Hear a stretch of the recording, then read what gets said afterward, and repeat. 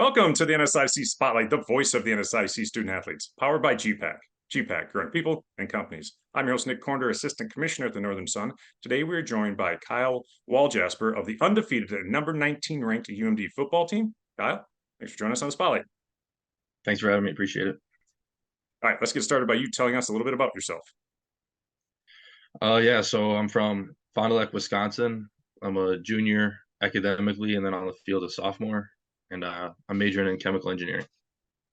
All right, any plans for that degree post UMD in football? Still working on like exactly what to do. Hopefully, get an internship this summer, and then kind of just go from there. All right, like you said, originally from Fond du Lac, Wisconsin. Why did you choose UMD to continue your academic and athletic career? Yeah, so UMD had a really nice engineering program, which kind of stuck out to me.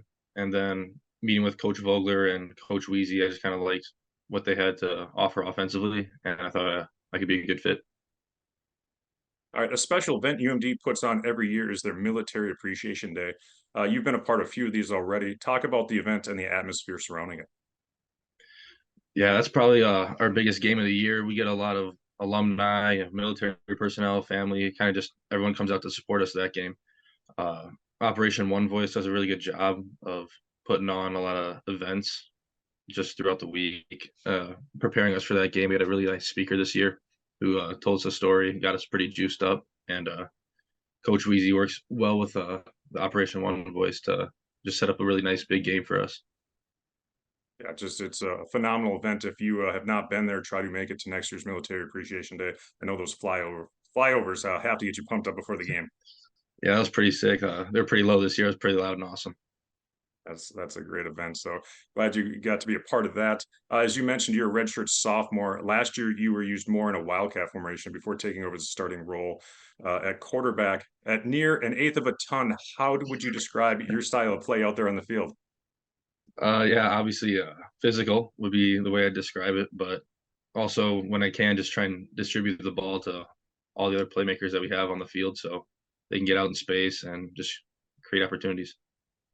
Would you say you're more of a running quarterback that can pass or a passing quarterback that can run? I think it's pretty obvious I'm a running quarterback who passes sometimes, but just trying to keep developing in the passing game, so keep I can keep defenses honest. All right, you got the guys up front that always don't get the headlines. Talk about your offensive line and what it's like to play with them. Sure. I can start on the left with Aiden Williams, our left tackle. He's a tall, lengthy guy, good frame from Alaska. He's a really solid guy out there.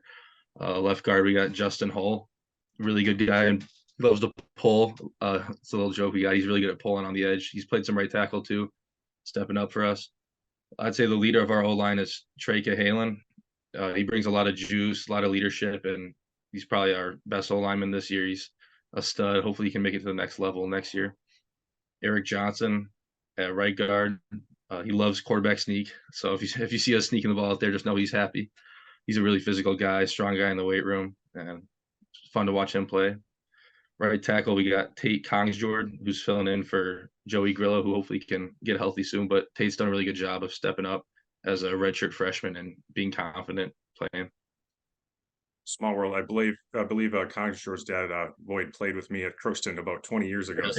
So Tim Polkanowski too, his dad, Brent, played football at Minnesota Crookston with me. So it's fun to see some of those names. Makes me feel old though, with those guys out on the field. You guys are doing well out there. The offense is putting up a lot of points, averaging over 40 points a game. Tell us about some of the other playmakers on the squad. Sure. Besides the line, this year Sam Pitts has been really getting shine in the offense. I'd say he's got a lot more targets, catches, and more opportunities this year, and he's shown that he should have those. Deshaun Ames, Jimmy DeRocher, Cooper Yuri, a couple wide receivers who have been stepping up this year. Didn't have a ton of opportunities with those guys last year because we had a pretty veteran group, but those guys are making plays when they're available, catching the ball, doing their job. And then at running back, we got about four guys. Each one of them, doesn't matter who's in, we can all play, bring a lot of juice, and run the ball really hard. Yeah, you guys have really gelled as a team. So what's the culture that Coach Weezy has brought to this UMD program?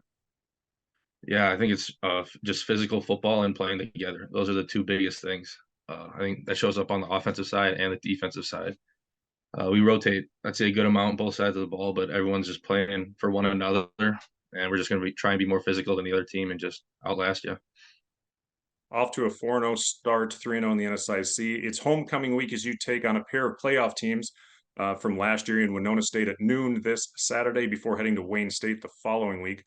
Football is quite simple in its complexity. Don't turn the ball over, do your 1/11th on each play, go 1-0 each week. Is there any one area that you feel is paramount for the Bulldogs to continue their success? I think one thing that's helped us out a lot this year is just turnovers. Our defense has been doing a really good job taking the ball away, coming up big on third downs too, and offensively we just gotta take care of the ball too. Keep our time of possession up, just march down the field, and I don't know, just play safe, play smart. Yeah, win the turnover margin. That's always a huge one. So that was a Uh, big one. Come game day, any routines or rituals that you do to get ready before you play? I'm not too big of a ritual guy. I pray in the end zone before every game, but I mean that's about it. I got a few handshakes with the boys, come through walkthroughs and warm ups and stuff like that, but nothing too special. Anything special you do to get yourself jacked up before the game, right before kickoff? I try and stay pretty calm. I Okay. like to play more physical than I really act. I'm pretty calm outside of football, so nothing really. All right, perfect. Final question for you. What advice would you give to a young player to help in their development? I think no matter what sport or what you're doing, just work harder than everybody else. Come in early, stay late, watch extra film, do whatever you can to just give yourself a little bit of an edge over your competition. Right, put in the work. Great advice there. Thank you, Kyle, for joining us. That's going to wrap up this week's show. Thanks again to our sponsor, gpac. Kyle, best of luck this weekend and the rest of the season to you and the Bulldogs. Thanks, appreciate it.